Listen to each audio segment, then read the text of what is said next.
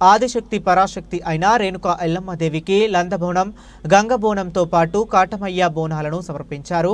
శనివారం నాడు మండల కేంద్రంలోని కొల్చారం గౌడ సంఘం ఆధ్వర్యంలో 5వ వార్షికోత్సవ పురస్కరించుకొని ఉదయం సిద్దిపేట ఒగ్గు కళాకారులచే గ్రామ పొలిమేరలోని ఎస్సీ కాలనీలో ఉన్నటువంటి లందలోని ఉన్న అమ్మవారికి ఘటంతో పాటు ఊరేగింపుగా వెళ్లి శ్రీ రేణుకా ఎల్లమ్మకు ప్రత్యేక పూజలు నిర్వహించారు.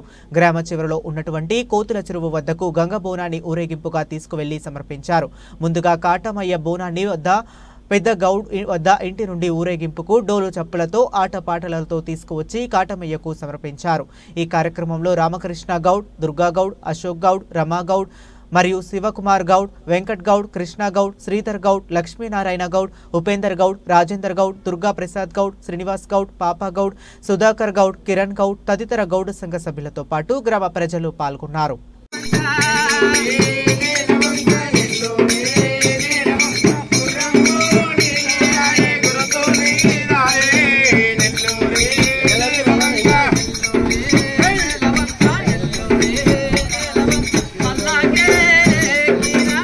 Tienen para atrás.